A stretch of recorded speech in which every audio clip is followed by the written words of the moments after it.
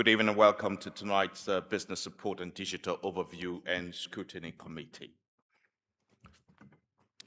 Apologies for absence. Are there any apologies for absence? Councillor Hamilton.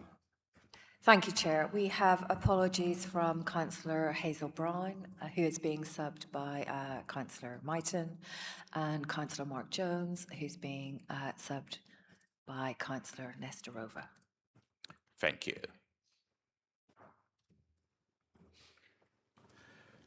Record of the meeting, subject to the inclusion of Councillor Lawrence Lammers. Councillor Lammers recorded as being present at the meeting, can now sign the record of the meeting held on the 27th of November as correct. Are there any declarations of DPR or other interests or any declarations of whipping?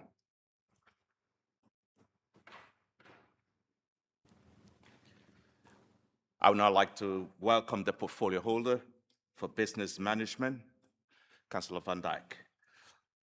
Good evening. And I'd like to ask her if you have any comment prior to questions. Well, I'm pleased to be able to provide this report this evening, and particularly pleased regarding the recent pay award for staff, which will certainly. So, Councillor Van Dijk, could you please bring the mic closer? Yeah, sure. Thank you. Is that okay now? Did you not hear anything I said? Yeah, that's better now. Yeah. Okay. Start again, please. Okay, yeah, just pleased to present this report this evening, and particularly pleased to report the pay increase for staff of 5%, that's 4%. Okay.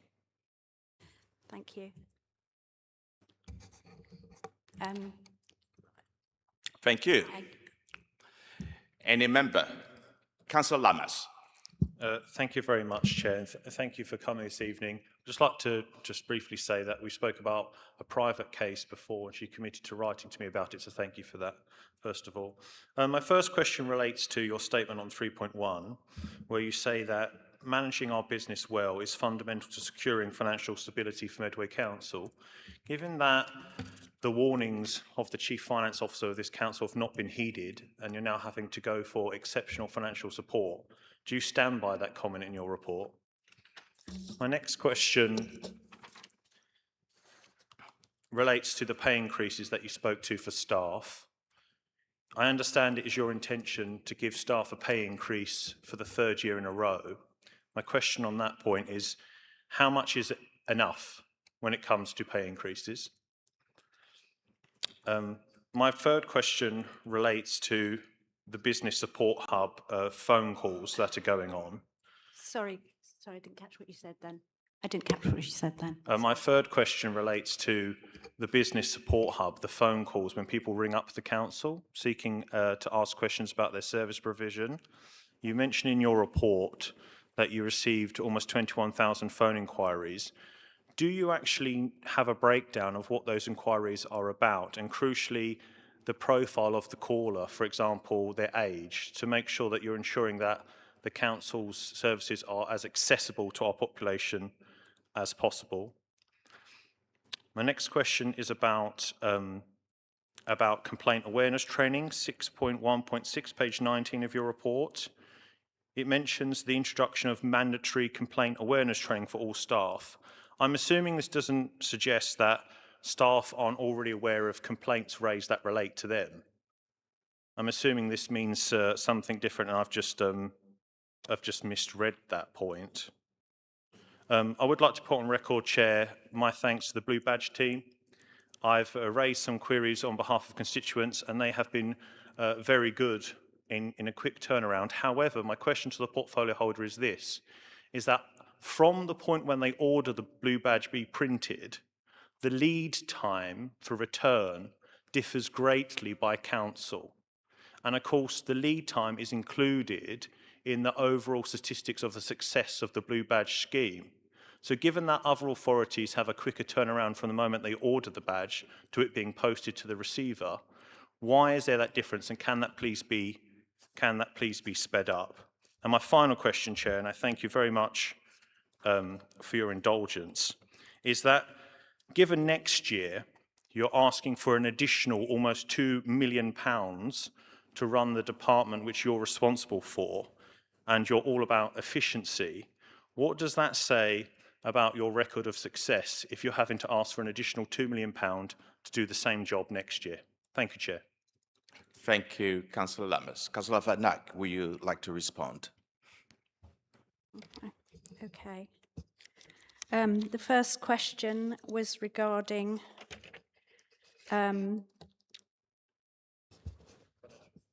financial support. Yeah, was that the first question? Sorry. So,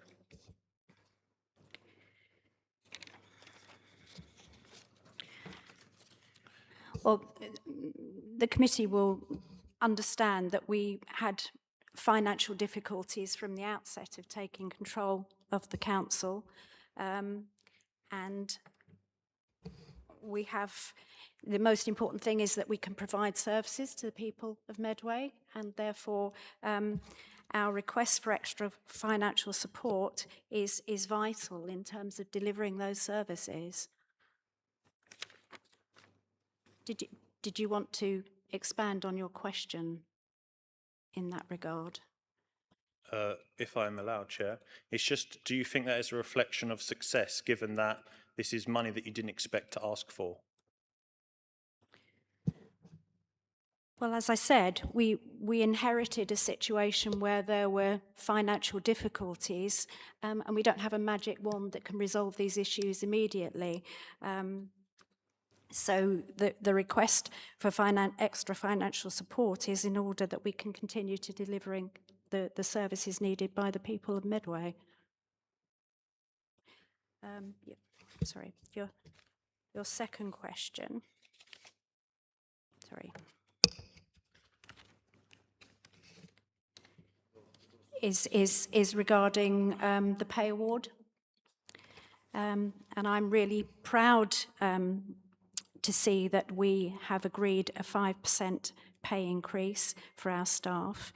And I think it's important to remind members that we have in the recent past had to pay for locum staff at a very considerable extra cost in order to keep our services running.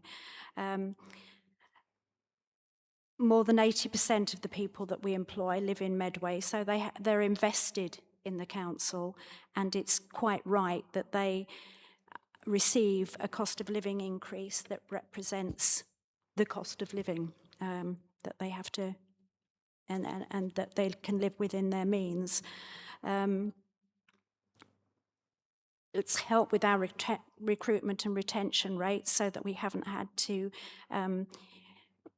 rely on locum staff at much higher cost than permanent staff. So, your third question. Sorry. The profile. Yeah, I'm just turning over. So the third question is regarding the volume of complaints. Yes? The third... Councillor Lammers, would you like to repeat the question, please? Yeah. Should I do them one at a time? The third question was about the profile of phone inquiries received by the council. Do you know which department is being queried the most and why? And crucially, do you have any understanding of the profile of the callers, for example, their age maybe, so that we can ensure that access to council services and the ability to ask questions is as inclusive as possible?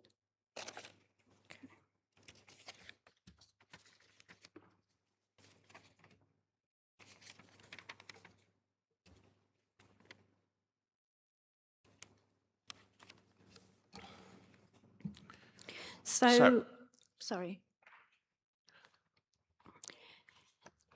So, yeah, sorry, we've got a point of clarification. Councillor MacDonald. It's just an information point. We have this with cabinet members. Officers are here, obviously, and officers will know the detail. And if you're delving into detail that much, then an officer can jump in to help with that detail, surely, Chair. You know, you know, you're asking operational, real detail, not criticising your question, Councillor Amis, but when you're going into such critical detail, cabinet members are not going to be working on the ground all day. I was asking whether there could be an answer to that from officers that are sitting around the table. Thank you, Councillor McDonald. I'm sure Councillor Van Dijk can refer to the officer if she needs to. Thank you. Yes. Councillor Van Dijk. Yes. Perhaps I could ask Paul Boyd to answer that question. So, yeah, so we are able to monitor which inquiries are coming in. We have codes on our lines and we run dashboards and reports on where the inquiries are coming, where in the council they're going to. As far as the age profile of every single call, that's obviously difficult to monitor because we'd have to ask residents to do that. But as we're building our new platforms, as that links to our customer relationship management systems, if a resident has an account, we'll be able to see if they've called and manage it that way. But certainly at the moment, we don't ask every caller their age as they want to get their transaction done. So demand and which services, yes. Age profile, not on every call. Councillor Lambert, are you content with that? Would you like to come back? I think it just proves my point as why it's so vital to ensure that council service inquiries must remain accessible as much as possible for telephone communication. Because if we can't obtain this data, and I understand why you can't obtain the data on that point, you know, in the absence of having that line of inquiry, it may exclude members of society. Thank you. Would you like to repeat your other Next question. Yeah. The next question was about 6.1.6, page 19, about complaint awareness training. My reading of that paragraph suggests that the council is now training staff to be aware of complaints made against them. I'm sure that's a misreading and that you're fully abreast of all complaints and who the complaints are made against and staff are made aware. Sorry, could you repeat that because I can't hear what you're saying, sorry. It says in your report, which I understand you wrote, that the council were introducing mandatory complaint awareness training for staff who have contact with external customers. So my question is this the first time that staff are going to be made aware of complaint and feedback provided on behalf of constituents? Okay, well, I'm sure that doesn't represent the knowledge and responses provided by staff. It's really about continuing improvement in the interactions with the people that call into the council. So it's about continuous improvement, isn't it? Does that make sense?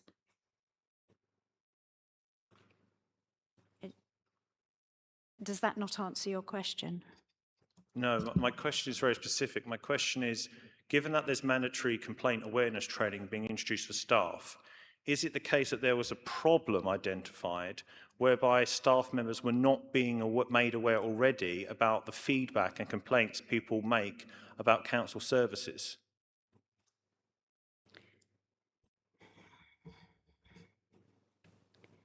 But I don't think that paragraph relates to feedback and the quality of feedback, does it?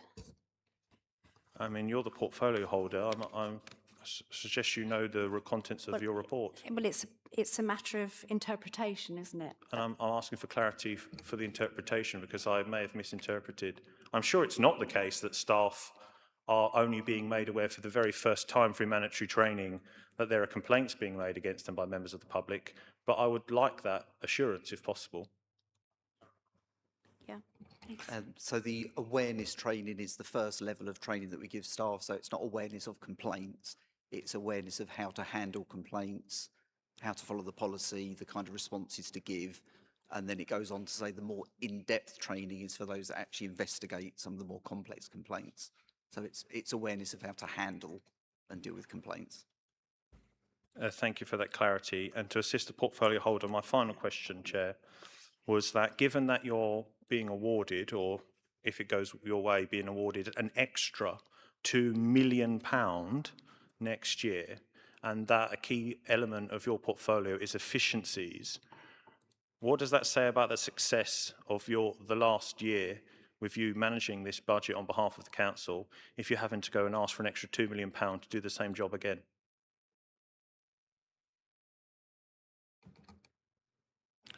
Thank you. Councillor Van Dijk, will you like to respond?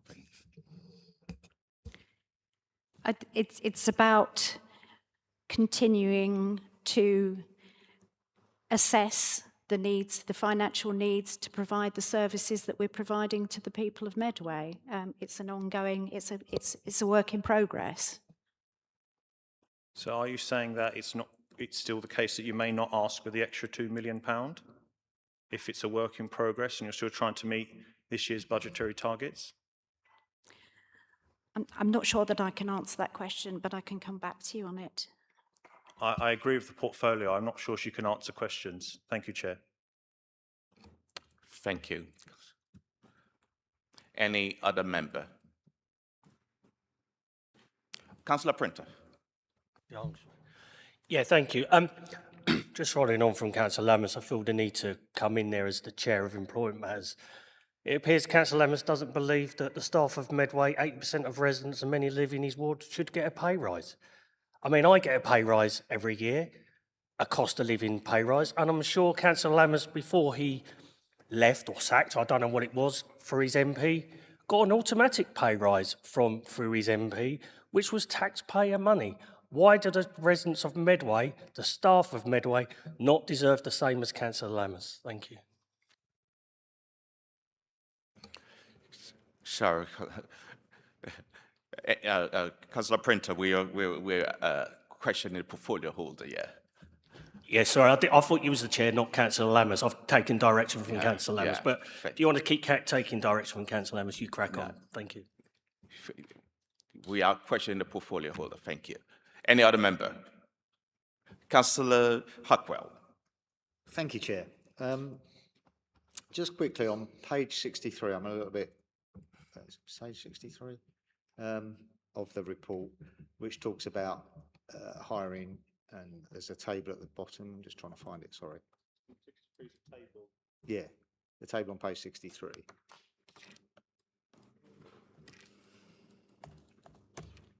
Oh no, sorry, I've got the wrong page. Page 26, sorry. I've gone forward to my next question. There's some tables at the bottom which I'm struggling a little bit to understand. It says that we've issued 63 casual contracts. So first question is, how many casual staff or locum staff do we have at the moment?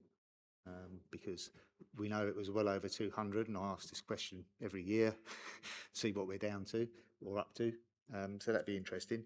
And the table below that, which only talks about social care, am I right to add up the locums 39, 46, 15 and 32, which comes to well over 100? And how does that compare to the 63? I just don't understand the two bits of information in the table. So I wonder if you could clarify that for me. Thank you. Thank you, Councillor Hackwell. Councillor Van Dijk, would you like to respond? Councillor Hackwell, I wonder if you could just point to the paragraph that you're referring to in terms of the second item, please. Well, they're both after each other, 6426 and 6427. Thank you.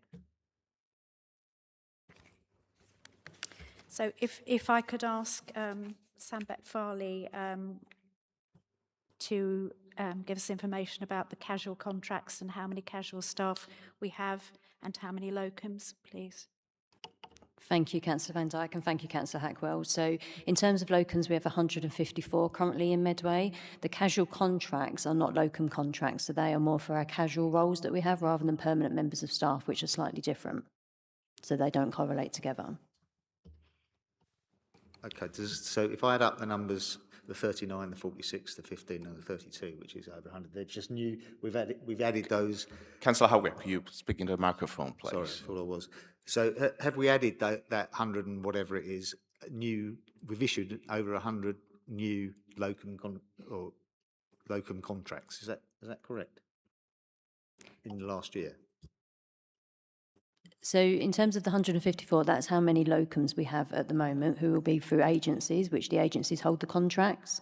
We have the casual contracts. So I'm not following your figures of what you're adding up. Which table is that, please? In 6427, there's offers accepted and there's 2 columns per service. So 39 is for locums, 46 is for locums, 15 for locums, and 32 in corporate for locums. Yep, so those locums are within that 154. But So we they- will have, sorry, Councillor they're Hagel, we will new- have people leave as well, so that figure constantly changes. It's Yeah, not I like understand, I a understand, but figure they that are grows. New locum contracts we've issued in the last year. Yes, so these stats here are for the quarter. So you can see the date there, the 1st of the 4th to the 31st of the 12th. So these stats are for that period, but at this current time, we have 154 locums in post.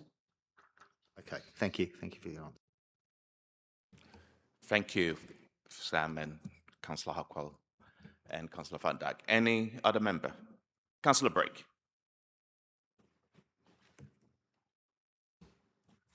Thank you, Chairman. Thank you for your report. Councillor Brake, your microphone, please. Thank you for your report. I'd just like to home in on the section relating to fraud that has been uncovered by various officers through investigation across the council. I was looking and again double checking this evening. The one thing that I couldn't find in there was any detail relative to the forward movement of any fraud cases that came to the attention of Medway Council, i.e. how many of these cases finished up with legal proceedings and perhaps criminal proceedings being brought, please. Thank you, Councillor Brake. Councillor Van Dijk, would you like to respond? Thank you, Councillor Brake. Well, first of all, I'd like to emphasise the fact that we brought to full council in the last few days our position on the importance of identifying and addressing fraud. So it's really up there at the top of our agenda. In terms of how many legal proceedings have been initiated, I'd have to ask one of I think we'd have to come back with that issue to you. I don't have that information to hand.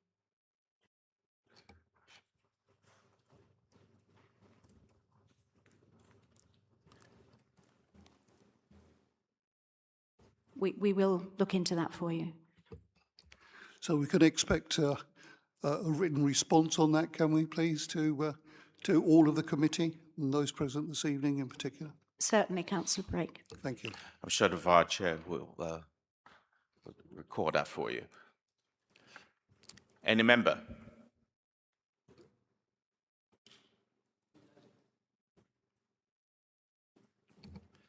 Any member? All right, I'll come in, Councillor Van Dijk. Just looking at digital exclusion in regards to the digital success we're having. I think Councillor Lammers tried to probe with regards to that earlier. And perhaps, Paul, you may be able to help in regards to what data we have on residents while we're seeing a reduction in call, who have simply given up trying to contact the council. So the reduction in phone calls hasn't been because people can't use the system. It's been people have chosen to use the digital services. So it's actually meant more people are available to get through to the council's phone lines and be dealt with by the council. So the drop in performance has been natural. We haven't closed any phone lines. We don't intend to close any phone lines. In fact, if anything, we've done the opposite. We've made the council much more accessible. I think we mentioned last time about introducing the sign language option. So for the first time, residents that want to use British Sign Language can contact the council. So we've improved accessibility across the council, and we do support residents as well within the community hubs and via the cab service to use the digital services if they want to. And we tend to find that the vast majority of residents choose to use those because they're available 24/7 and getting better all the time. Yeah, thank you for that. I just want to know how does that impact our most vulnerable resident? Because we just need a little bit of assurance with regards to inclusion.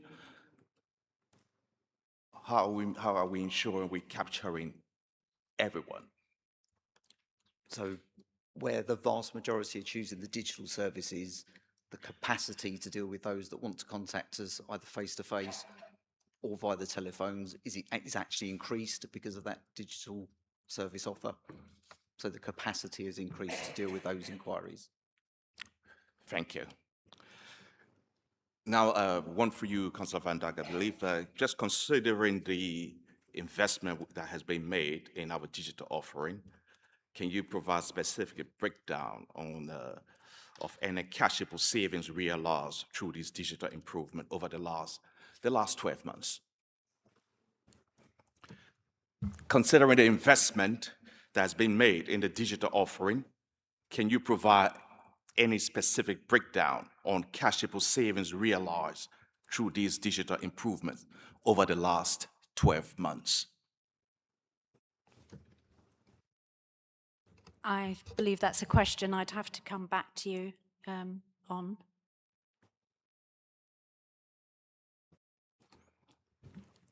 Okay. Councillor Hamilton, can you please recall that?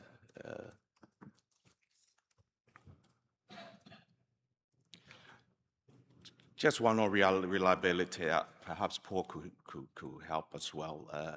I mean, as we move our services online and our dependency on IT infrastructure increases, what specific investment have been made in the forthcoming 26-27 budget to improve cybersecurity and prevent system outage that could paralyze the council services, as we've seen in other organizations across the country or across the world?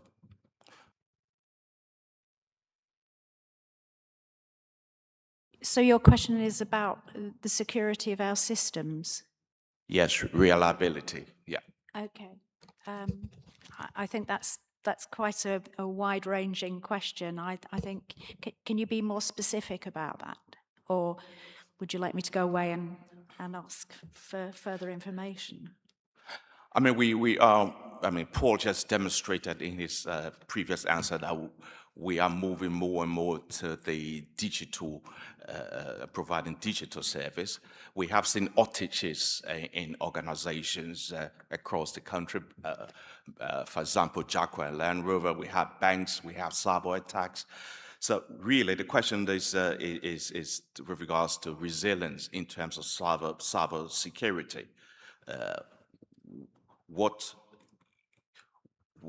provision have we got in place to ensure that our service could not be paralyzed by some of these criminal activities? Thank you.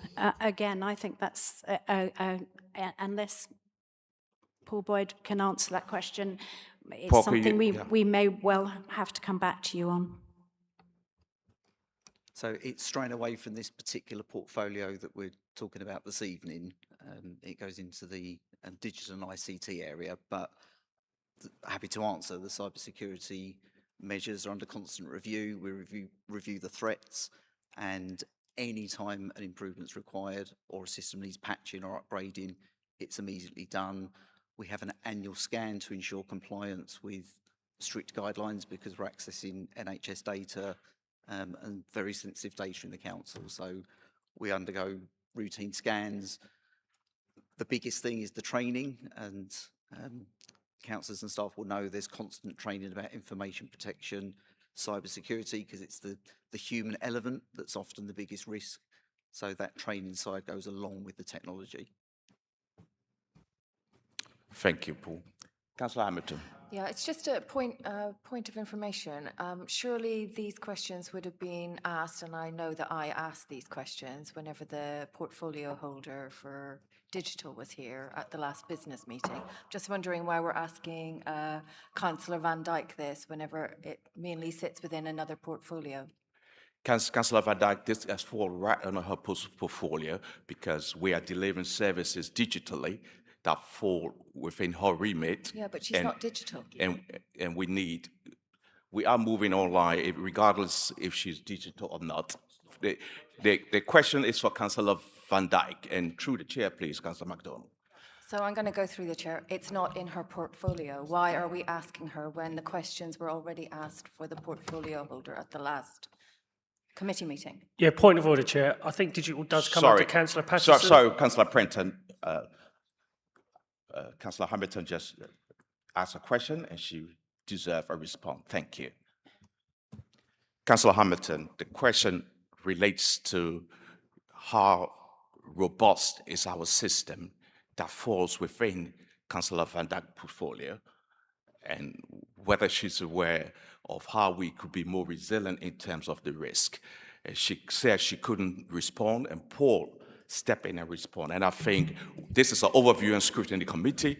And, point of order, Chair. Point of order. This is an overview and scrutiny committee, and we should be scrutinizing the portfolio. Point of order, Chair.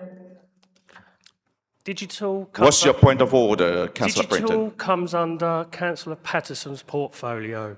You know that. So let's stop grandstanding. Let's move on. You're trying to cross over. That's not what we're here for. We're meant to be scrutinising the report and the portfolio holder, Chair, not another portfolio holders. Thank you, Councillor Brenton. Councillor Lammers. Point of order, Chair. I completely support what you're saying. This is an overview and scrutiny committee. We're here to scrutinise the portfolio holder this evening. It's not the Chair's fault that the portfolio holder cannot answer a single question. Can we have Councillor Hamilton.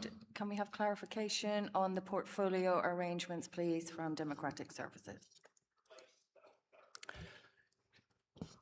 Wayne, would you like to clarify? Thank you, Chairperson. So the report is clear at 2.1 in terms of the areas covered by Councillor Van Dijk for this evening: complaints, policy and management, customer and business support, HR, internal audit and counter fraud, and legal. And it is, just for clarity, obviously the digital portfolio does fall under the portfolio holder of Councillor Patterson. Thank you. Thank you for the clarification. Thank you for the clarification. Any member? Councillor Hackwell. Thank you, Chair. Just going back on the telephone calls, Councillor Van Dijk, if we can. I know from my time in your position, we were getting something like 30,000 telephone calls a month. So that's a dramatic fall of like a third have reduced. What are the main areas that those have reduced in, and what are the reasons for that reduction over the last 2 years? I'd be interested to find out, because it's a dramatic fall and we must be doing something quite well.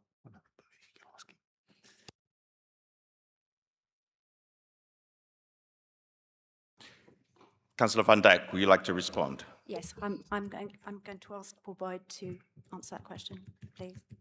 So one of the biggest areas of fall is what we call the baseline. So the switchboards, traditional switchboards, so where people would just ring in, I need to talk to somebody, I'm not sure who, and it's those lines where the digital services, the website, having that content available has really made a difference. And we use the pre-COVID baseline year of 2019-20, where the total calls were 120,000. Last full year, 24-25, that dropped to 80,000. So that's just on that line, not overall, just on that specific line. So it's across the board, but that's the one that particularly jumps out.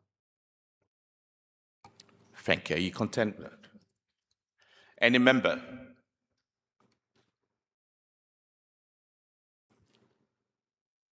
Don't have another member. Vice Chair.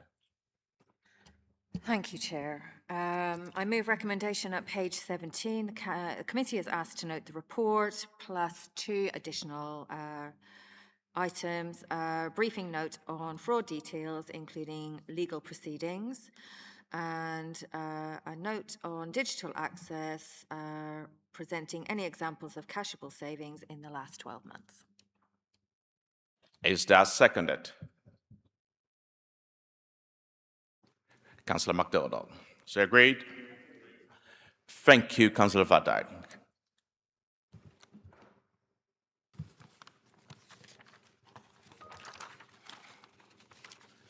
That brings us on to the next item on the agenda, the One Medway Council Plan 2024 to 2028 Key Performance Refresh.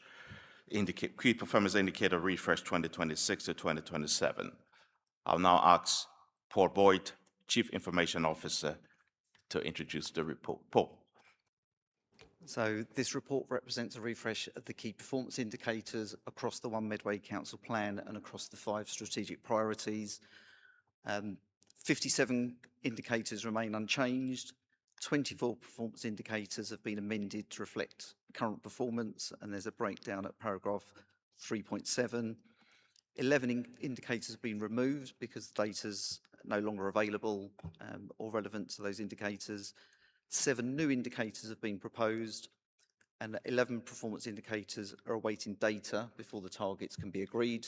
And there's 1 key performance indicator that's been reviewed because of the potential data sources to provide the reporting. So these go across the whole council.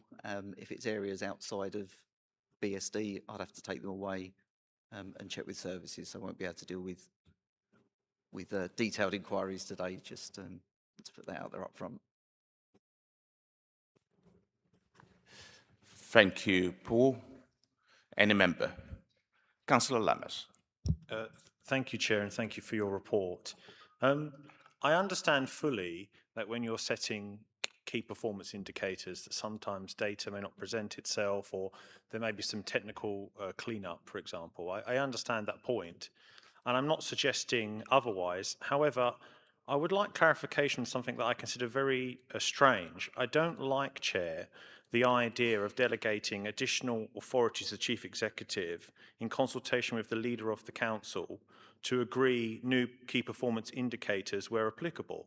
I think that responsibility should be the reserve of scrutiny committees because for many reasons, but one key point is it creates the perception that officers are working hand in glove with council leaders to, quote, mark their own homework. And I think it's very important that that perception doesn't come to fruition. And I'd like clarity. Thank you. Thank you, Councillor Lammers. Paul, would you like to respond? So I won't be able to comment on the political process of how it's set, but what I can say is part of bringing this report here, it's transparent. So if any measures get changed, added or removed, it's available. We're bringing it here today for any changes. So from the officer side, it's transparent. The democratic process, I wouldn't be able to comment on. Thank you, Paul. Would you like to come back, Councillor Lammers? Yeah, I understand the point about the fact that this report is telling them they're going to do this. But of course, if we are asking to note a report or essentially give permission for the Chief Exec and the Leader of the Council to come up with their own key performance indicators, it then opens the perception that they will choose indicators that are more favourable to them, as opposed to those which we can best hold them to account to. Key performance indicators are intrinsic to scrutiny, and I think that they shouldn't have that authority. Thank you, Councillor Lambert. Phil, would you like to come in? Thank you, Chair. So the comment's been noted. It's come here today as pre-decision scrutiny. The decision about the council plan refresh will be taken by full council, and if the council doesn't agree that recommendation, that's the point at which to have that debate and a vote on it, I guess. But your comments are noted. Thank you. And are you aware when you expect that to come? Thank you, Chair, to full council. Yeah, the council plan will be going to council at the end of February, alongside the budget. Yeah. Thank you, Councillor Lammers. Councillor Hamilton. Yeah, it's just a kind of general question. In terms of how KPIs are normally established in a well-functioning organisation, could you walk us through how that actually works and what the role of scrutiny would actually be when it comes to KPIs? Thank you. Thank you, Councillor Hamilton. Who's your question addressed to? To Paul. Thank you, Paul. Thank you. Paul, would you like to respond? So the KPIs come from each of the services, but feeding into the council plan. So the council plan have set the strategic priorities, and then under those priorities, we look for the appropriate measures, the work that's going on within the services to show progress towards those objectives. So it's co-produced with the organisation and then through the relevant committees. Thank you. Would you like to come back, Councillor Hamilton? Yeah, so just as a point of clarification, is there anything that would not be best practice in the way that KPIs are being developed, co-produced and presented here? Because of the transparency, I would say not. So performance is shown, there's nothing hidden, there's nothing selectively chosen to be presented. Everything is shown transparently each and every time. Thank you. Councillor Hackwell. Thank you, Paul, for your report. Just a couple of things. In 2.2, which is the new business creation, we seem to have halved the target this time, from 8,000 new businesses over the life of the plan to 4,000 new businesses. And the reason given is for the target was set when there was a better economic outlook. Is there any data to back up the difference? Because I don't feel that, you know, the world's changed by 50% in the way of new business creation, and new businesses are created all the time. And I don't think the world is down to. So is there any backup data to support that? And maybe you haven't got that information tonight. I realise you didn't put the plan together, but I wonder whether we could actually get some backup from whoever halved the target, because that's a dramatic change from 8,000 to 4,000 new businesses over the life of the plan. I did spot a little typo in 314A. So if you want to have a look at that, they've got 2727 rather than 2728 twice. So, but that's just a different issue.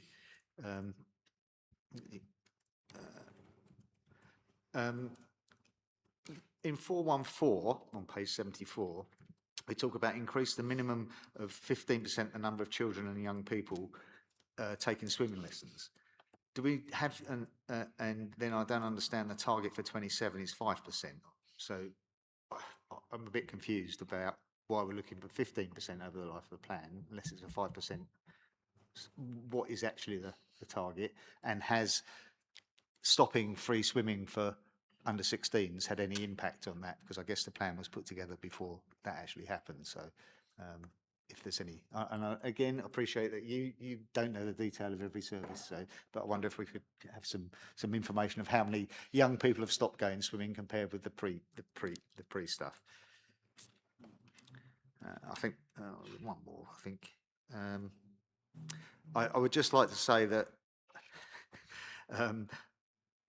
in my ward, I don't believe we got a 96% litter-free.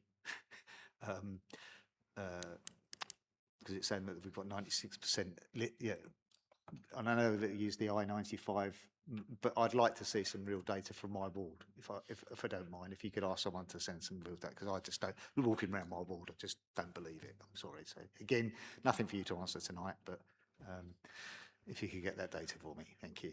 Thank you, Councillor Howard. Paul, would you like to respond?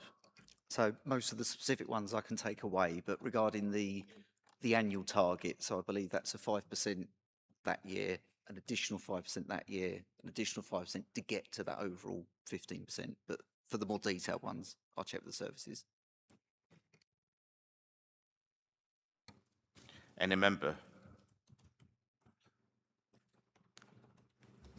Councillor Lammers. Is there a way to make sure that the note that was mentioned about the worry about perception of marking and homework is passed on to the Cabinet when they come to scrutinise this report? Councillor Hamilton, can you record that, please? We've just had clarification of how things are being presented. I don't agree with this assertion that's being made. It's rather repugnant, to be perfectly honest. Phil, would you like to comment? Yeah, so I suppose let me try and clarify why that delegation is in there. The delegation only exists to allow the chief executive to add new measures. Because what sometimes happens is that new funding becomes available in year attached to new duties, and there might be a need to add new indicators around that service. He hasn't got the authority to remove targets. So in terms of the kind of transparency, we couldn't just decide that a target's particularly bad and take it out of the performance reporting. It is really just to add new ones if it becomes appropriate to do so, and so we can do that kind of slickly. But if the council doesn't want to continue with that delegation, that's a debate to be had at council when the report's taken forward. Yes, I'd like my concerns noted if possible, Chair. Councillor MacDonald. Chair, just through you, this is ridiculous. We have robust scrutiny procedures here. It's been explained. We've had clarification. If we do want this noted by Councillor Emmas, then I want you to put it to a vote and see if we want it noted, and then we will make a decision whether it's going to be noted or not, because I don't see it as an action. I see it as a recommendation to ask for something that's already been explained, going round and round. We do have robust scrutiny here. Thank you, Councillor MacDonald. When would you like to come in? Yeah, thank you, Chairperson. So any member of the committee can make a proposal in terms of submitting a comment to Cabinet. Obviously, Councillor Hamilton will sum up and obviously to do so, but if you wish to make a specific recommendation or comment to Cabinet, Councillor Lamas, to go from the committee, then I would suggest that you move that and see if it's supported, and then that can be voted on. Thank you. Yeah, Chair, I beg to move. Is that seconded? Those in favour? That's 2, Chairperson. Those against? Yep, 8 lost. Okay, that recommendation is lost.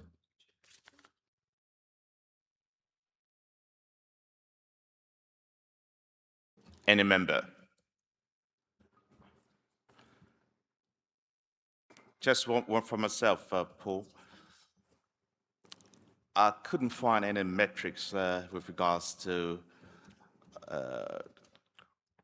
any KPR with regards to the tracking survival rate of local small businesses or success of inward investment, especially in our high street. Can you give us, an indication on what's going on? Unfortunately not. That doesn't sit within my remit, but I can certainly find out and ask somebody to come back to you on those specifics. So how are we measuring the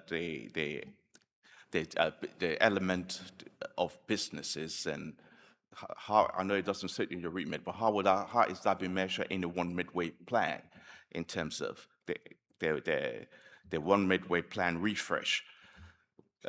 How do we look at ourselves as a council in terms of survival rate and what's going on with regards to businesses and investment? Where will that sit?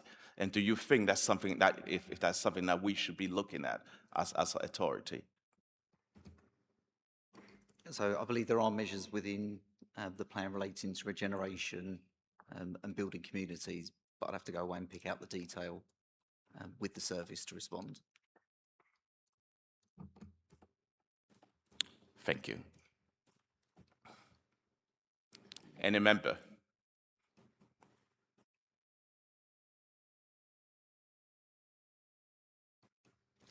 I don't have any other member. Vice Chair. Thank you, Chair. I move the recommendations as written at page 97 and note an information request from Councillor Hackwell, which will be followed up regarding ward level data. Thank you. Is that agreed? Seconded? Is that agreed? That brings us on to agenda item 7, which is the draft revenue budget 2026-2027. I'll ask the head of revenue accounts, Dave Reynolds, to introduce the report. Dave.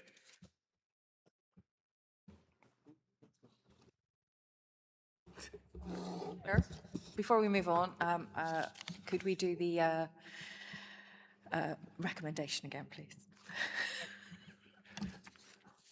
Back to the recommendation, Vice Chair. I move the recommendation at page 29, not 97.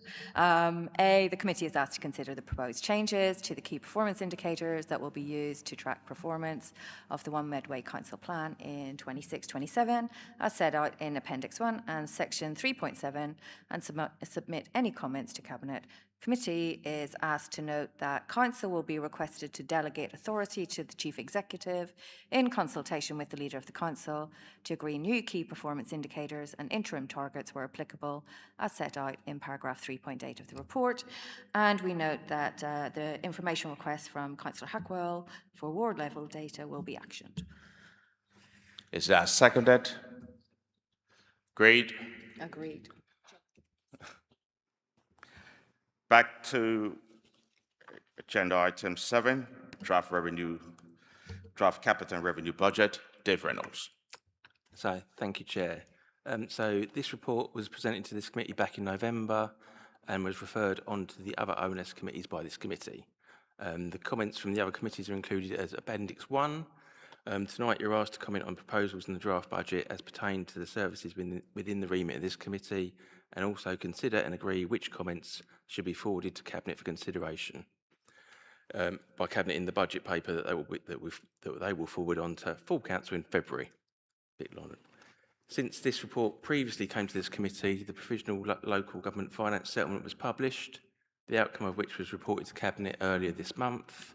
The Provisional Settlement was the first multi-year settlement for a number of years, implemented the outcome of the Fair Funding Review 2.0, along with consolidating a number of specific grant streams into either the Revenue Support Grant or one of 4 consolidated grant streams going forward. Overall, the settlement was positive for Medway over the 3-year period. However, the tapered implementation means that the benefits to the Council will not be fully felt until years 2 and 3. And in year 1 was actually an £8 million less than the forecast in the draft budget. We are expecting the final settlement in the next week or so and will incorporate updated allocations in the report to full Council. Thank you, Dave. Any member? Councillor Lammers. Thank you, Chair. And thank you for your report, Dave, and confirming that there is an £8 million less received from the Labour government than the Labour Council of Medway expected to be. So my question to you is, given that assurances given last time by yourself and Phil, our Chief Operating Officer, that assumptions were made that were based on positive assumptions, but confidences and assurances were given then that exceptional financial support would be required. Now we know that exceptional financial support is now going to be necessary. What is your assessment of the Council's finances overall?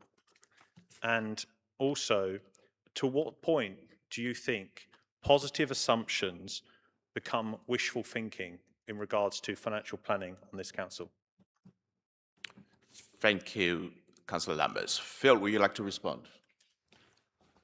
Yeah, thank you. I mean, it's a perfectly reasonable question, given the information that you've got in front of you at the moment. So the figures that you're looking at are still the draft budget figures, which presented, as we say, a gap of nearly £26 million. And you're quite right, I'm glad you read the report. The settlement wasn't as positive as our predictions had suggested they would be. I will start by explaining why that was. So we employ some advisors who they do the modelling for about 100 other local authorities, and they look at what the government is saying and the information that's coming out from the departmental announcements and that sort of thing, and model what they think that's going to do. Now, I think their modelling has actually been really good in terms of what the settlement will mean for Medway over a 3-year period.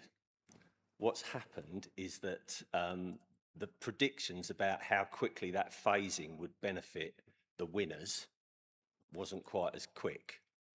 So over the course of 3 years, and when you see the budget report in in February, it will include some 3-year projections, and you'll see at that point that the benefit to Medway of that settlement, we're just not seeing it in year one, and that represents this £8 million problem.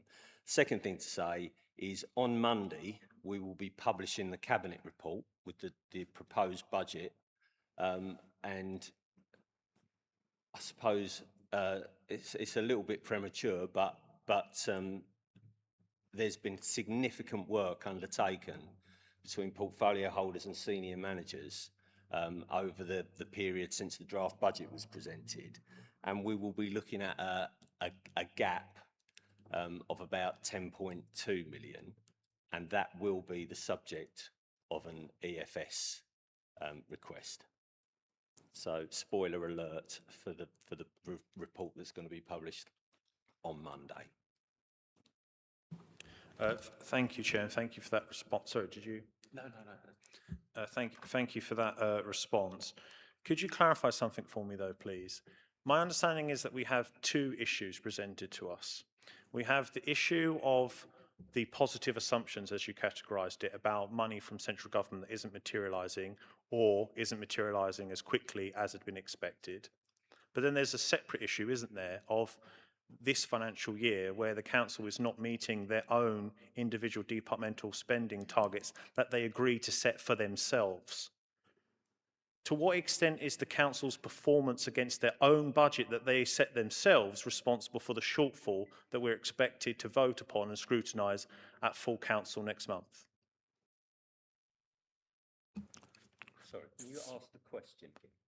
What percentage, in rough figures, of the shortfall, so the deficit that we're expecting to be presented with when it comes to full council, basically the end point markup of this year's homework, what percentage of that deficit is going to be attributed to overspending on their departmental budgets that they agreed to, as opposed to lack of money expected coming in? Thank you, Councillor Lammers. Phil, would you like to respond?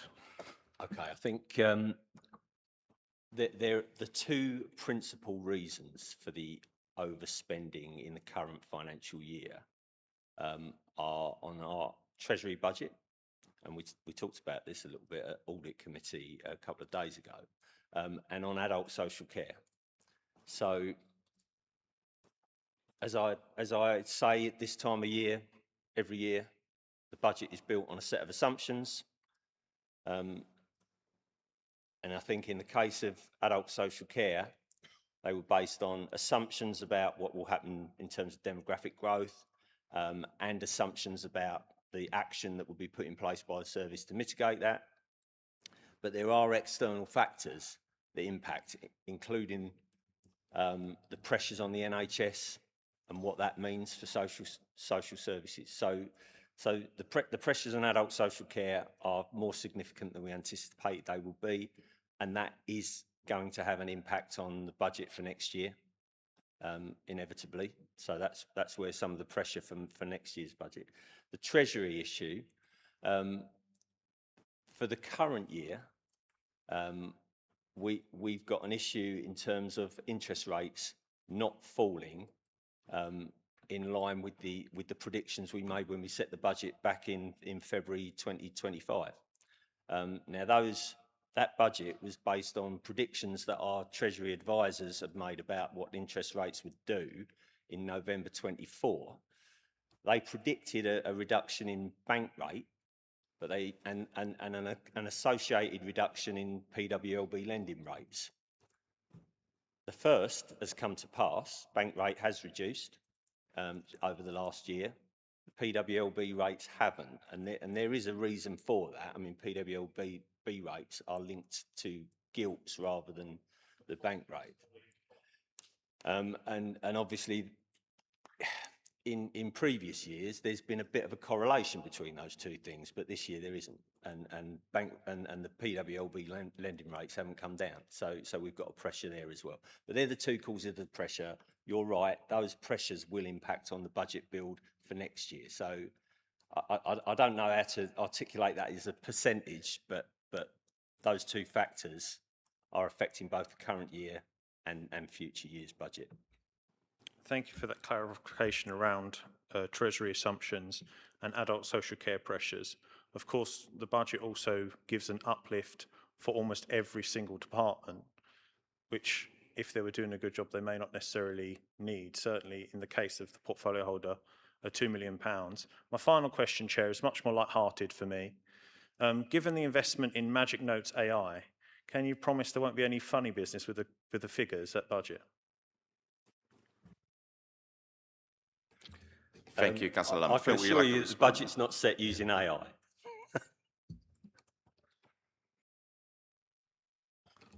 Councillor Hudwell. Thank you for the report. Just a few bits of clarification. Perhaps I didn't see it last time, or I wasn't bright enough to ask the questions. But it refers back to the capital strategy and said apart from the care home, there was 75 million, or was it including the care home, the big care home? So there's another 30 million, which hasn't been put into this budget. So does that mean that the strategy is not going to take place, or will the budget that we're going to have next week have some more in it?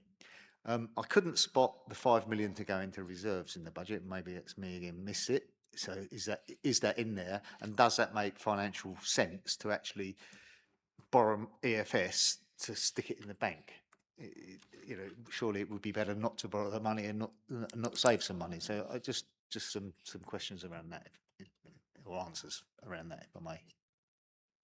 Thank you, Councillor Hudwell. Phil, would you like to respond?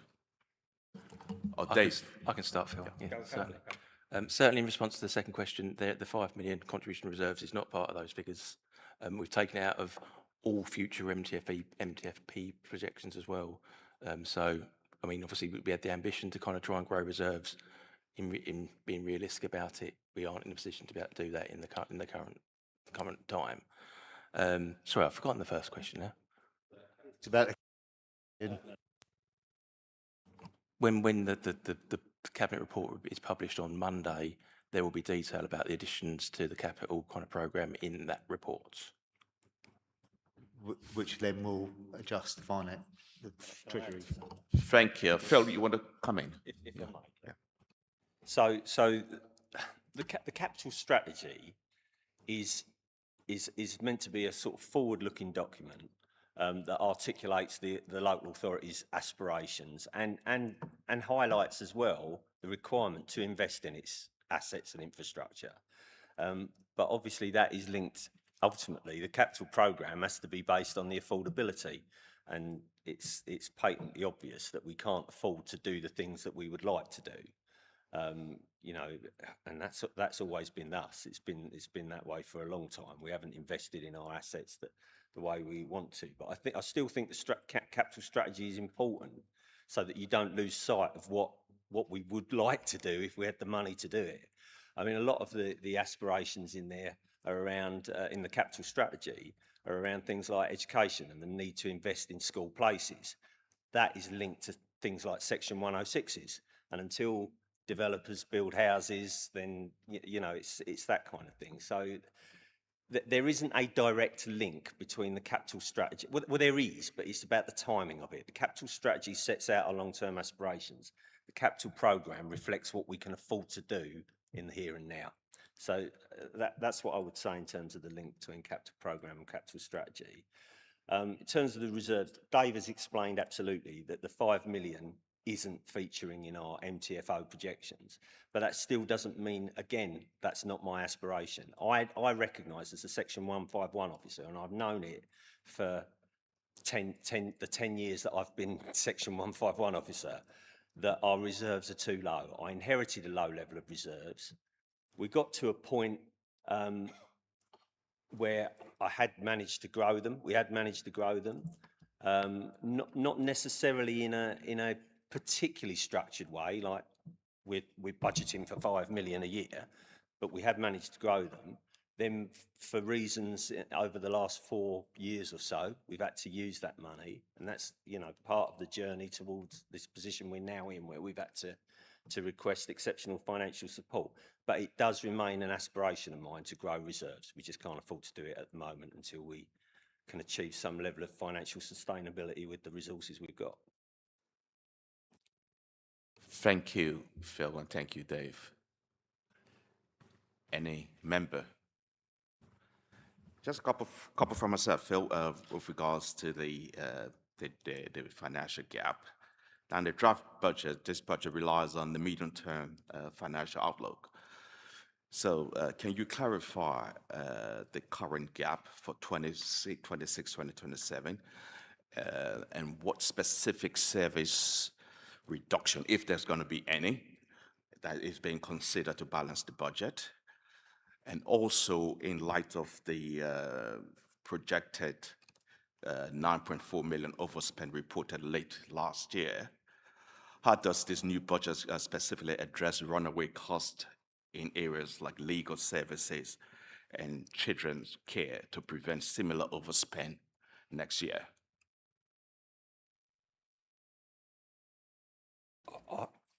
With all due respect, Chair, I think that's a really broad question to ask about information that we haven't yet published. I was prepared to give a bit of a spoiler alert in terms of what we're going to be publishing on Monday. In terms of we're down to a gap of 10 million, but for me to sit here now and try and explain all the activity that we've on and measures that we've reflected in that budget report to close that gap, I think we could be here for a long time, and I don't think it's appropriate that I do that. All I will say, the report will be published on Monday, and there'll be the detail as to how we've closed the gap to that £10 million. Sorry, that detail will be in the report on Monday. Yeah. What's about the 9.4 million overspend? Will that be in the report as well? Question regarding how we address runaway cost. Will that be included in the draft? So there will be a quarter three monitoring report, which will explain the current forecast outturn for the current financial year as well. You'll get that on the same agenda. Thank you. Any member? Councillor Hackwell. Just really, we've got like nearly £500,000 savings attributed to in this budget. It may change on Monday to Medway 2.0. Or how confident are we that we will achieve those? Because we haven't seen much from Medway 2.0 to date yet. Thank you, Councillor Hackwell. Paul, would you like to respond? So the figures listed in the report with Medway 2.0 against them are the projects that we're working on and will be delivered next year. It's important to say that Medway 2.0 goes wider than just those programmes and projects. So across the whole of the budget, both this year and next year, it's contributing to savings across the whole council. Specifically the ones in the report. Confident. I'll be coming back here to report on them, so yes. Thank you, Paul. Any member? Vice Chair. Thank you, Chair. I move the recommendations as written at page 97. That's it. Is that seconded? Councillor Nestor. Is that agreed? Agreed. That brings us on to item 8, the Race Strategy Annual Review. I'll ask the Chief Information Officer, Paul Boyd, to introduce the report. Paul. Thank you, Chair. So this report is the annual review of the Council's risk strategy. It reflects the matured approach over last year, particularly focusing on the re-establishment of the Corporate Risk Management Group that we've established as an officer group.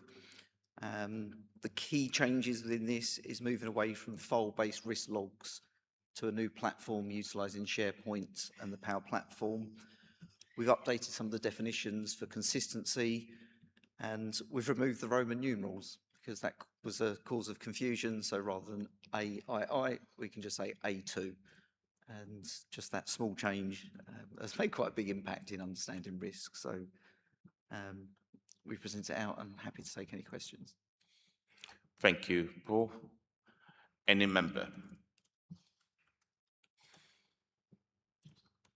Councillor Hopwell. I think there's three of us that reviewed this report on Tuesday, so probably three of us won't make any comment on the report.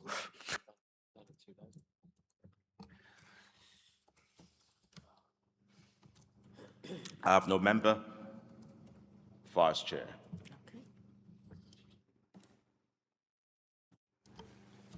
I move the recommendation at page 127. The committee is asked to consider the 26-27 risk strategy as set out in Appendix 1 to the report and submit any comments to Cabinet.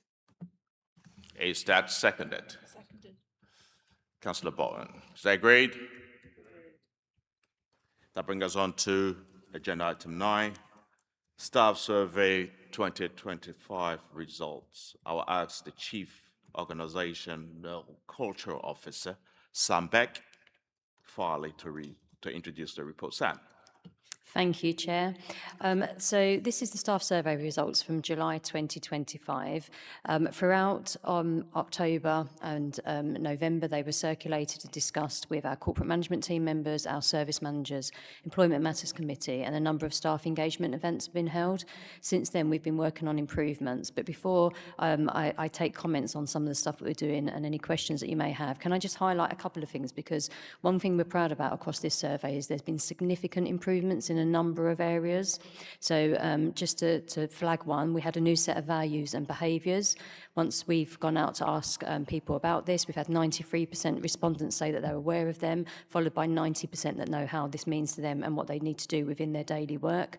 We've had a 15.5% increase where colleagues feel more empowered in the role that they have, a 10% increase of colleagues agreeing they have the opportunity to develop their career, a 10% increase of colleagues that are proud to tell others they work at Medway Council, 7.6% increase of colleagues that would recommend Medway as a place to work, 15.4% increase in colleagues feeling that the council gives them enough resources to maintain a physical good health.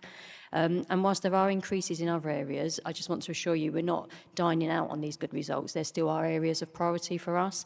So we have had a 17.5% increase of colleagues expressing satisfaction in the overall reward and pay package. But that still only sits at 47.1%, so that is still too low. So whilst we've had tremendous improvement there still is work to do. And at the moment, we're not quite at the end of the MedPay review, which has had a big impact in this particular area. A 3.7% increase in those reporting good mental health. However, we're still displaying 10.5% remaining as poor. So again, that remains a priority for us. 8.2% respondents agreed that they feel comfortable to bring themselves to work. And again, whilst this is an increase, we still have 5.8% who said they feel uncomfortable. And for us, again, that is too high. 6.7% of respondents reported personally experiencing discrimination and harassment in the workplace, and 6.2 of the respondents also said that they personally experienced bullying. Now, again, this is way too high for us. And in the report, you'll see a summary of some of the actions that were taken forward under point 6.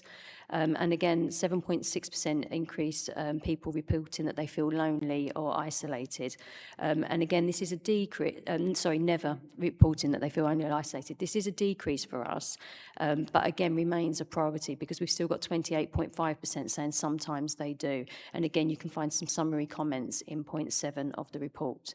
So a great set of results in terms of the increases, but still some key areas that we must factor in and work on as priority. Thank you, Chair. Thank you, Sam. Councillor Prenter. Yeah, thank you. Obviously, being on the Employment Matters Committee, we've seen this report before, but obviously there's members here tonight who are not on that committee. It's the first time they've seen this. It's just the usual stuff, Sam. Response rates in certain directorates are still not hitting them targets. I know that work has gone forward on that to try and raise them. I care about the future of Medway Council. I think that's a bit of a misnomer question at the moment because obviously Medway Council might not exist if the plans go ahead. But there is an increase in the proud to say they work for Medway Council. I think that's a positive and a strength. Most of the numbers are going in the right direction. However, let's not forget about that 30-40% under wellbeing. 60 or something percent believe that Medway Council care for their wellbeing, but let's not forget that 30-40% that aren't saying that.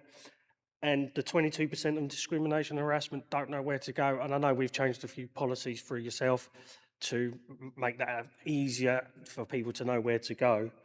But I must also commend that strengthening the Equalities Board, because we need to, be more reflective of our workforce. So there's some positive, but also the numbers are going in the right direction. But as an organisation, we must carry on doing the work that we're doing to carry on them numbers going in the right direction. Thank you. I'm sure there's a question in there somewhere. Thank you. Thank you, Councillor Printer. Sam, would you like to respond? If I may, Chair, thank you. Thank you, Councillor Printer. Yeah, absolutely. And when we're looking forward now, we go on the results. We can't do everything overnight, but we do know where we've got our priority areas. Just a couple of things to mention. One of the ones that we were pleasantly surprised about was people being willing to tell others they work for Medway Council. That's always been a really big thing before, particularly if you're in areas where you're working with vulnerable customers and having to make really tough decisions and often give bad news, or you've only got to look at Facebook or one of the social media platforms to see how the council's being spoke about around potholes or rubbish, or it goes on. So people always kind of felt that they didn't want to get into those conversations. So it wasn't necessarily they wasn't proud of what they'd done, but they just didn't want to get in those conversations in their social circle. So for that to increase, that shows real confidence in and belief in some of the really good stuff that we're doing, I believe.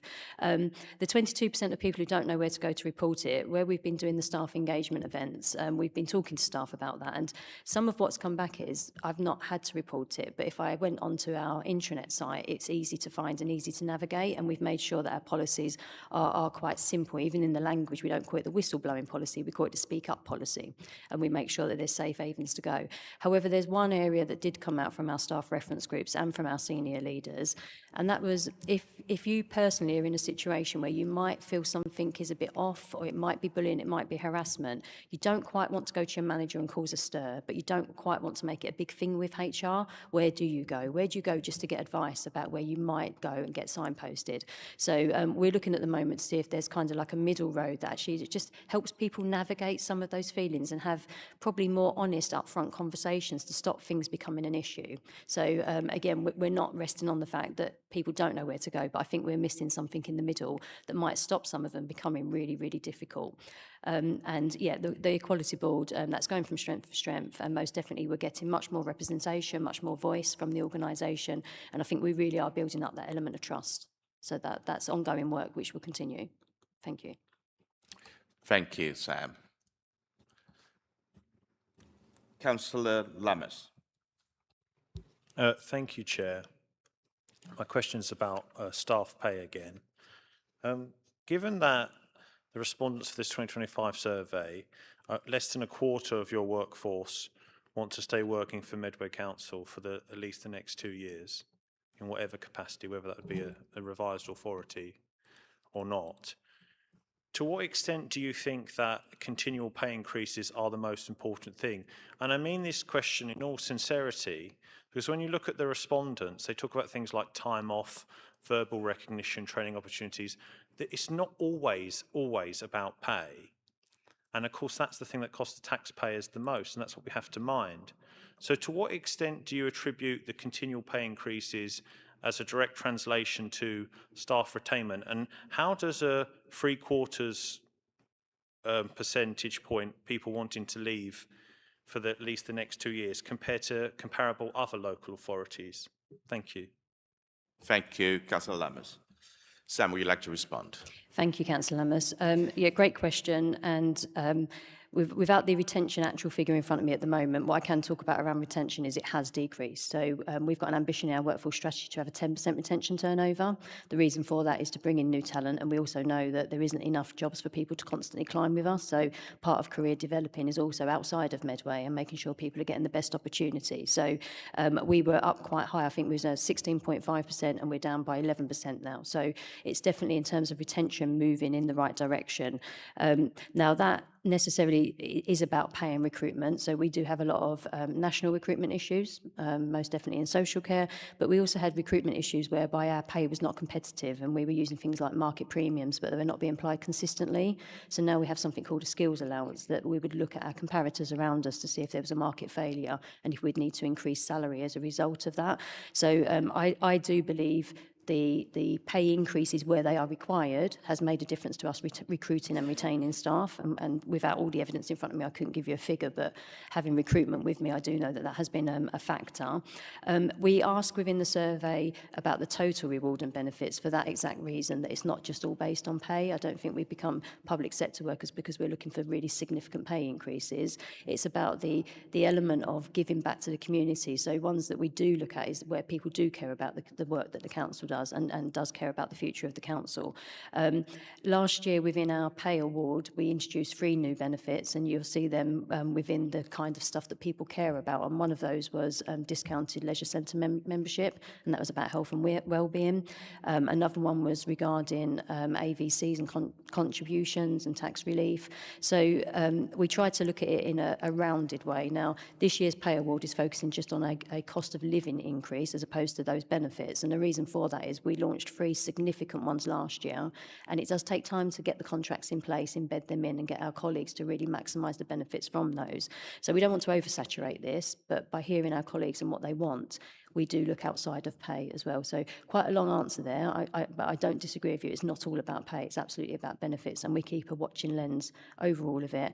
However, where we were with our legacy system on Medpay, where people couldn't progress on their pay, it left us very limited, and recruitment and retention was suffering as a result. And I believe now the figures, because we've done the Medpay review and changed how we pay our people and allow them to progress, has made a significant difference to the stability of our workforce. Thank you, Sam. Thank you for the answer. And then the final part of my question was, how does your data compare to comparable local authorities elsewhere? Is it just the case that in this sector, 3/4 of the people don't want to be here after 2 years? Is that par for the course, or is it a Medway specific issue? Thank you. Yeah, apologies, I forgot that part of it. I don't have the data of the local authorities. It's only if they're willing to share it. It's not something that's published. So if they're willing to share that kind of data, they will. In terms of our own data, what I can tell you is some of the people that are due to leave Medway Council is because of them coming up to retirement age. So we've got a lot of people, we've got an older workforce, so a lot of people are coming up to retirement age and have openly spoke to us and communicated with us about their plans, particularly in light of LGR and where that leaves them. And for some other people, they know that there's not a position that they can get promoted into, and this is about their career development. So with the Medpay review, that wasn't about increasing salaries, it was about giving career opportunities. And as I mentioned, we want to create that turnover within the workforce because it's a healthy turnover. So most definitely some of those that are willing to leave is not because they're dissatisfied. I'm not saying everybody, there will be people who are dissatisfied. I think you have that in every organisation, but the majority will be about their career progression, which we value, whether that's with Medway or elsewhere. The main thing for us is keeping them within the sector and keeping their skills within what we need to do for the communities. Thank you for that thorough answer. I do think there is a data gap here though, Chair, because how can the council say on one side that pay increases are essential for retainment, but yet on the other side say that they cannot obtain data elsewhere that isn't already accessible to compare if that is actually working elsewhere or not? How can you be so sure of the strategy that continual pay increases are the answer if you don't know if it's working elsewhere or not? It's an important point. Thank you, Councillor Lammers. Sam, would you like to respond to that? Sorry if I didn't answer the question clearly. It's not we don't know what's going on elsewhere. So when we do our pay benchmarking, we will look at those around us and we will look at high-level data that's produced. So KCC, our neighbouring authority, will produce an annual workforce report. So we will look at their retention and what's going on there. We will look at pockets. We work as a network across Kent to make sure we're sharing that good practice.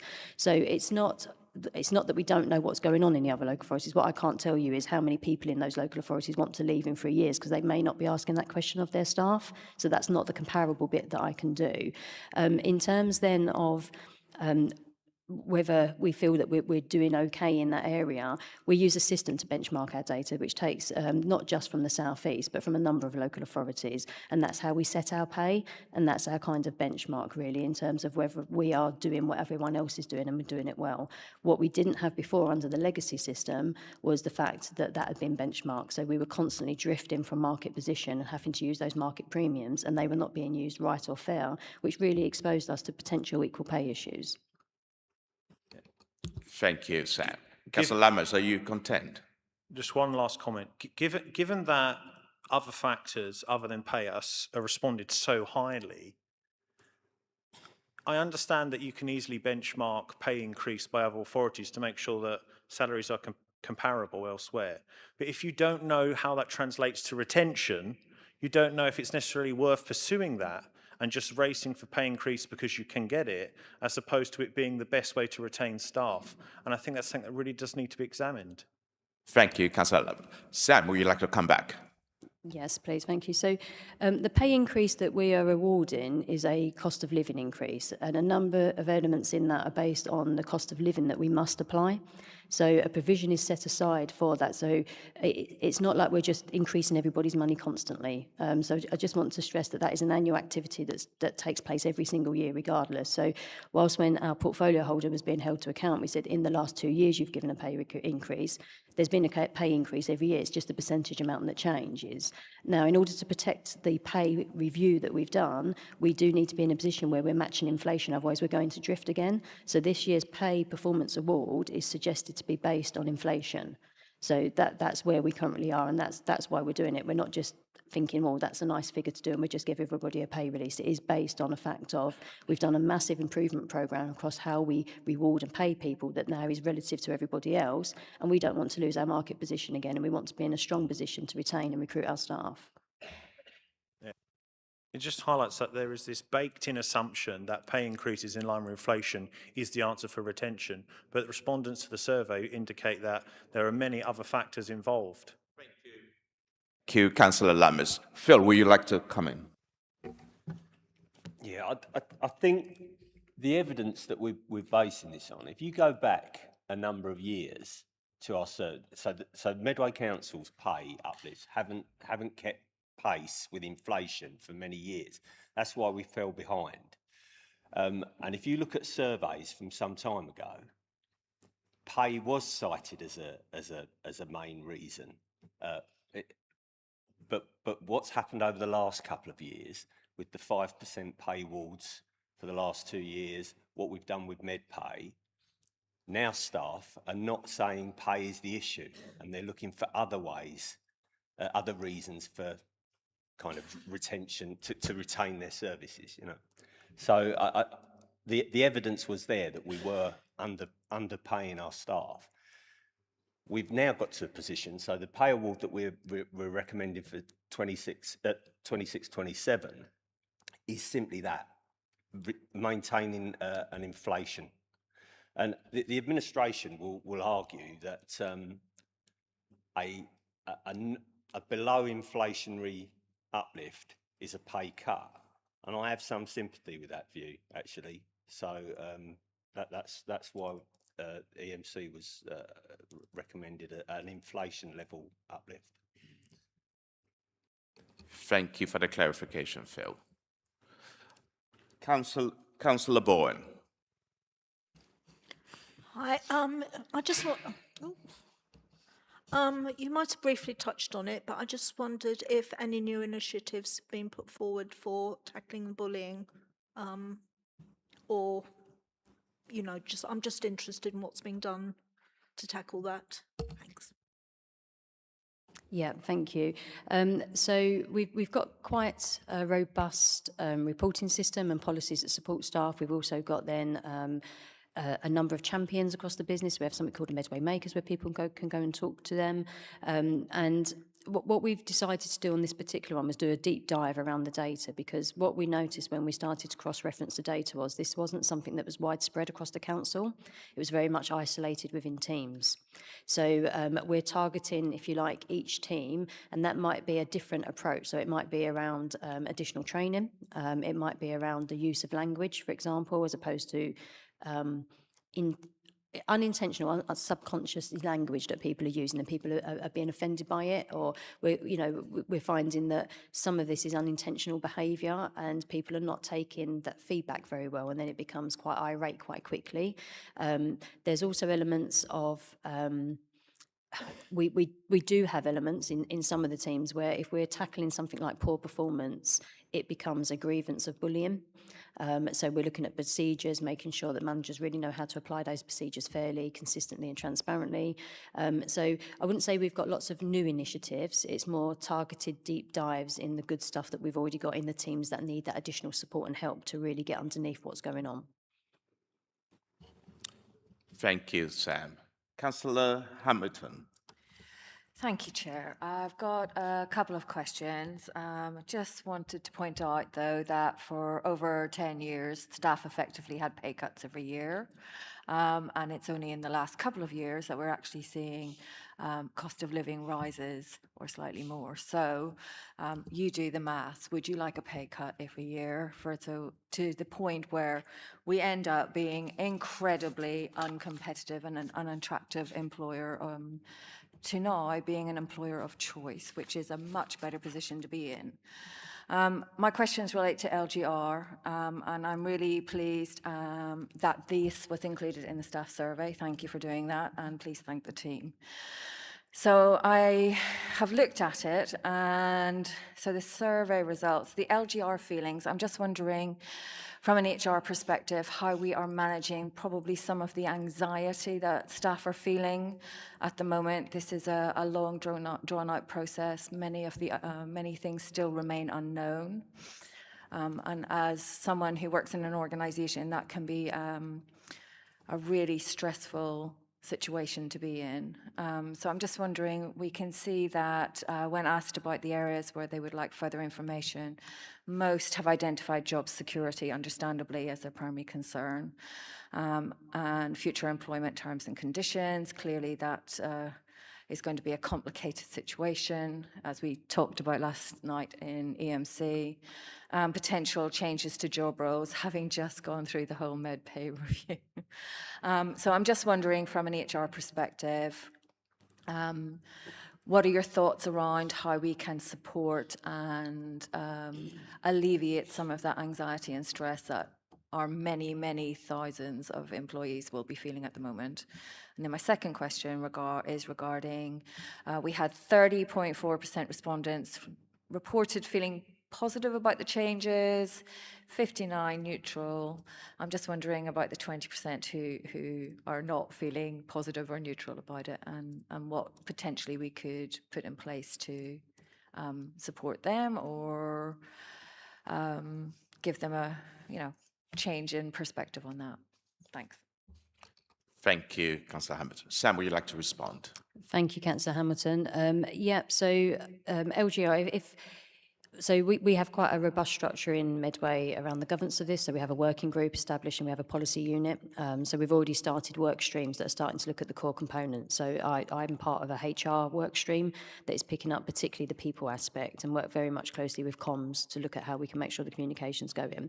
I think, we started with our key layer really being corporate management team. We had an away day to talk about our fears, our risks, our concerns about what was happening. We then had our service managers together to do a very similar thing with them and really listen to our service managers about what support they will need to support the workforce, because whatever we send out from the centre in an email is not the same as having that personal conversation and really talking it through with individuals.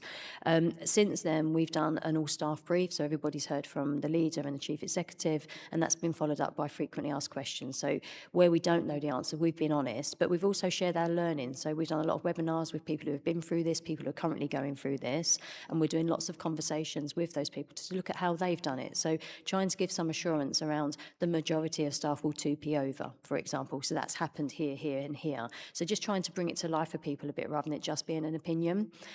Moving forward in March, we've got another service manager session where we're going to look a bit deeper into kind of what's the opportunity, what's the fear, and what support do you need. So we've got a number of exercises that we're going to go through with them. We've also got a corporate management team session where we're doing something similar, but we're having somebody to come and talk to us from another area who's been through that to really kind of take our questions at a more senior level so that we can start to plan what we need to do. And then I guess following that, there's a whole communication plan that we're working on, myself and Celia Gillian Williams, around how we make sure we've got all staff engagement sessions going on. So that point of going back to the voice and having platforms for people to come and talk to us, that's one area, for example, that we're going to position. I myself, from a HR lead, have made contact with what we would like to be the new unitary in the model that we've presented and put forward.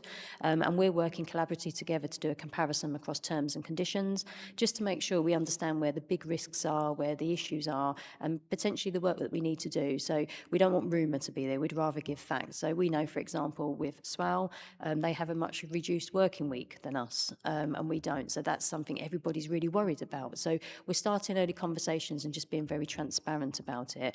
And I think one of the key things is that, again, across those areas where we want to come together, we're saying the same thing rather than one organisation saying something different. We're all working towards that one goal.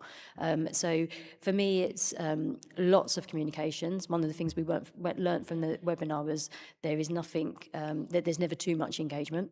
Actually, you'll never do enough. So that is most definitely plattered in for how we move forward. And the frequently asked questions is the key thing for us, around us just being honest, transparent, sharing our learning, but where we can't answer, we're generally saying we don't know, we suspect, as opposed to giving certainty.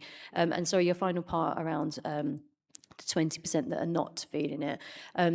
We in HR, we use lots of different theory models where you've got people on board, and we use the analogy of a football pitch. You've got players on the pitch, the spectators, the away fans, and really it's breaking that down within the organisation and having a targeted intervention to those teams. So really maximising your champions to convince others, and kind of using the organisation in a way that everybody's helping everybody, and we don't forget about those people, because there is an opportunity to change that negative into a positive. And most definitely we're very aware the 59% who said, I don't know, is because they don't know enough at the moment to have a feeling around it. So we've got to work on that as well. We want it to be positive, whatever happens. Thank you. So would you like to come back, Councillor Yeah, so Hamilton? just a quick, obviously this is an incredibly complex change management initiative that is underway and is still moving all over the place at the moment. So I commend the fact that you're thinking through the engagement strategy, working on the communications. I'm just wondering whether, along with the communications department, you might have put out feelers to some staff members about what way would be the best way to communicate from their perspective. And then also just in terms of, could you elaborate a little bit around the engagement that you have with our unions across the council as well on this matter? Absolutely. In terms of how staff wish to be engaged, within the survey, we do ask about their preferred methods and channels of engagement. And one of the key areas actually is the HR newsletter. That's third, which is really good, and one that is widely used. So we do watch the click-throughs. So rather than create additional platforms, we want to use the ones that are already engaged with. We don't want to saturate staff with too many other things that they've got to get through in light of that. And we already know from the staff survey drop-ins, but also the LGR drop-ins, where it was an all-staff call, that people really favoured that, and there was lots of praise around it. So everything we're doing, we're measuring that response back and evaluating whether it was worthwhile. Sorry, and then your other one was around trade unions. Absolutely, trade unions are key. We have a fortnightly call with our trade union colleagues. That's an informal call just to do a temperature check. If there's anything that spins up from that starts to become problematic, we will set up another regular call. That might be monthly, for example, through the corporate consultative committee that we have, which is separate to the joint consultative committee. That's an opportunity for us as officers and unions to really work on some meaty items and spend a bit more time together. So the calls that we have are more touch point calls for 30 minutes, just touching in. And then those quarterly meetings are more workable meetings where we do bigger agenda items, but we will spin up additional ones. I guess one of the key concerns for the moment, and I don't wish to talk on behalf of the unions, but it's something we are discussing, is their level of facility time and whether they will have enough capacity to be able to support a project like this. So whilst we haven't gone over that in any great detail, thinking ahead again about what's coming in terms of capacity, both for officers, the same capacity will need to be there for trade unions, because there will be a lot of change. So that's an open dialogue at the moment. Thank you, Sam. Councillor MacDonald. Thank you very much, Chair. And Sam, you know, normally I've given you a hard time on the survey, and I've got to congratulate you, though, because this is much, you've put more detail in there, and there are improvements. And through you, Chair, I just want to I suppose, congratulate the Employment Matters Committee with Councillor Prenter and colleagues and Sam working together well and you know, looking at all the different recommendations that are going forward. And as Councillor Prenter said, there's still more work to be done, but at least they're working together, trying to solve the issues. Now, for me, I can't believe we're having a big discussion over this pay business, right? Your survey, Sam, says here very clearly, in 17.5% increase, right, of people happier. It was much, look how low it was when we first had this discussion. You know, there will be staff watching tonight that will be so glad that Councillor Lammers is not in charge here, because he said earlier that he doesn't believe they should have a pay rise. There are staff sitting around this table that also look for that pay rise, or even facilitating this building, but Councillor Lammers doesn't understand with the cost of living, people paying their bills, and things changing. We all struggle with that, and you did say that earlier, Councillor Lammers. So you know, I'm pleased that there's still a bit of way to go, and I'm sure this is going to be better. But for the last 2 years, we've given them that increase, you know, and we should be proud of that. We should be proud of that. And if we can add more benefits on, and if we can add more stuff on, as well as keeping and retaining our staff, but allowing them to pay their bills and be able to go shopping and feed themselves and not go to food banks, me from this side of the administration is very proud of that, if we can support our staff. My only comment, though, Sam, will be on the loneliness, right? Mainly because I think you are doing, I think there was that gap still, wasn't there? You know, like you commented on. And I'm very aware that we are looking at Gunwolf being closed again, having work done. Will you be doing some intense work there to make sure that those people that are having to switch back home again, you remember the ones sitting on their beds or the ones that are just in the bed sit alone, will have some extra support from you guys? That's the only bit of reassurance I need. But well done on the rest of it. Thank you, Councillor MacDonald. Would you like to respond, Sam? Yeah, thank you, Councillor MacDonald, and thank you for your support in the staff survey and the work that's going into it. Most definitely, with the situation with Gunwolf, we have a working board, which HR are part of that board, as you would expect.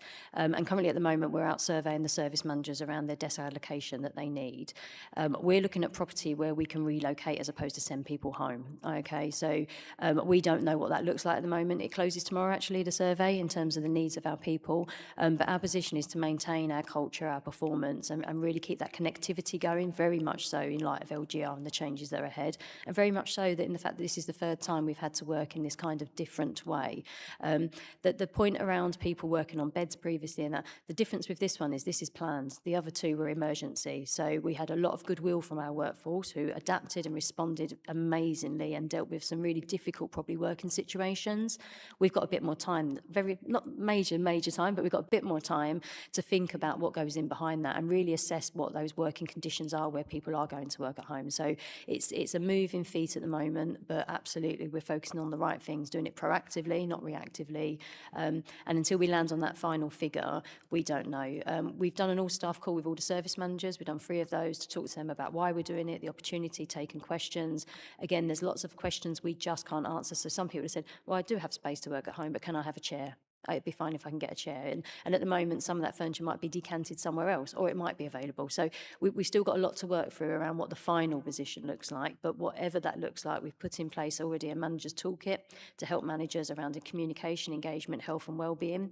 And then wherever we might relocate people to, they will get an induction booklet into that building, like a brand new induction. So talking about things about how the wellbeing is in that building, particularly if people need access to a prayer room, for example, or a first aid room, the security of that building. So having this time to do it, we're doing it well.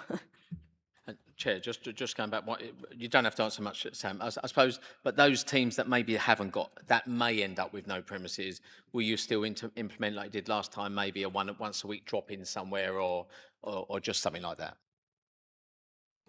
Thank you, Councillor Martin, and thank you for your response, Sam. Councillor Prenter. I was going to come in about the pay, but Councillor MacDonald summed it up. Bearing in mind RPI was 13.4% in 23, was 4.9% in 2024.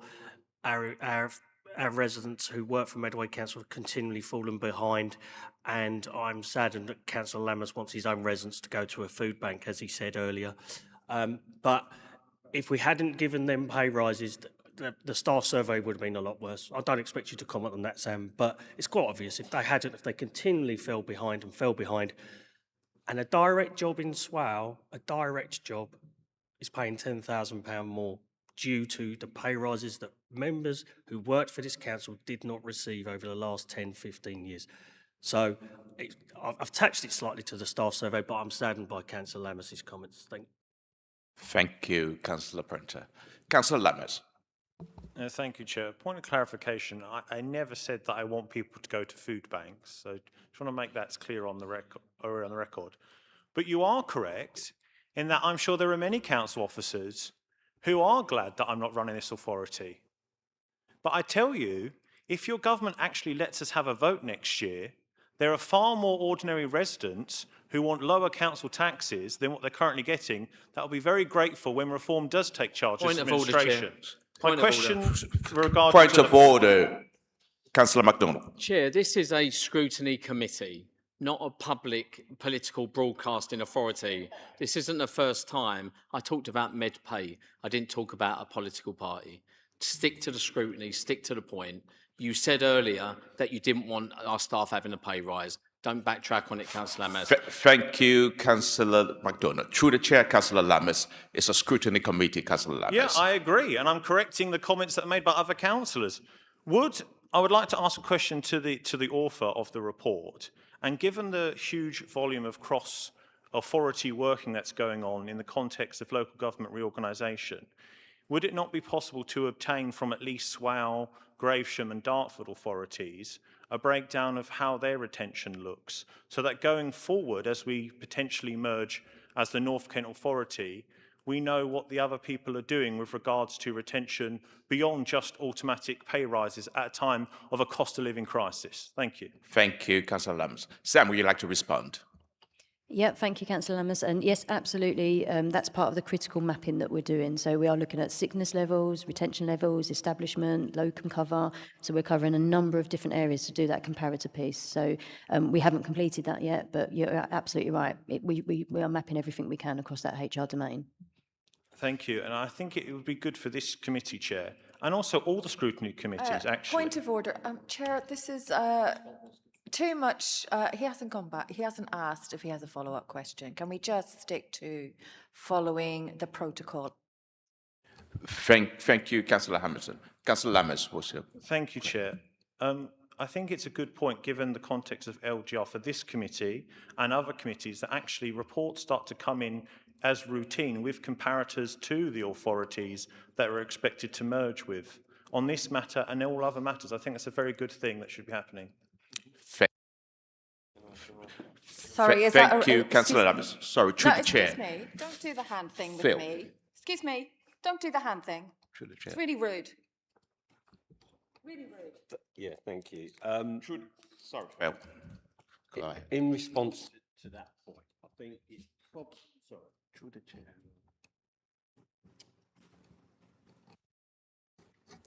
Right, I think it's premature to start bringing that kind of comparison to member meetings, because no decision's been made about the shape of LGR. I take the point, and I think post-decision we should be thinking about what the future looks like. But I think until the decision's made in the summer, it's probably premature to start talking about bringing that kind of information to member meetings. Thank you for the clarification, Phil. Councillor Lammers. Thank you, Chair. Given that your officer is already working on a workstream to retain the relevant data, I think it's important that the relevant data and comparators come to scrutiny committees at the earliest opportunity, notwithstanding any decision, because comparisons across local authorities is healthy for scrutiny, regardless of local government reorganisation. Thank you, Councillor Lammers. Councillor Hamilton. Don't have anything else to say. Thank you. Sam, would you like to come in?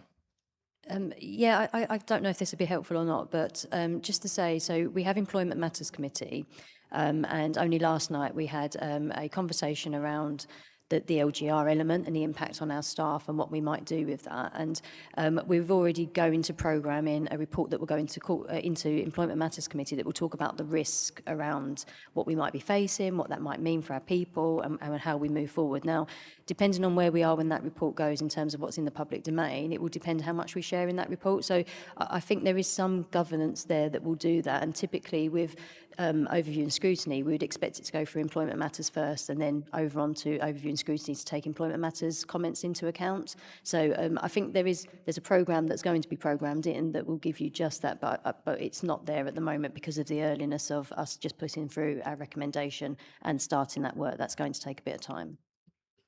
Thank you, Sam. Any member? Vice Chair. Okay. I move the recommendation at page 161. The committee is asked to note the report. Is that seconded? Councillor MacDonald, is that agreed? Thank you. And that brings us on to agenda item 10, which is the work program. I'll ask Steve Dickens, Democratic Services Officer. Sorry, I'll ask Wayne Hemmerway instead of Steve. Steve is not here today. Democratic Services Officer to introduce the report. Wayne. Thank you, Chairperson. Yeah, nothing to add to the report. Thank you. Any comment? Vice Chair. I move the recommendations at page 177. Is that seconded? Councillor MacDonald, is that agreed?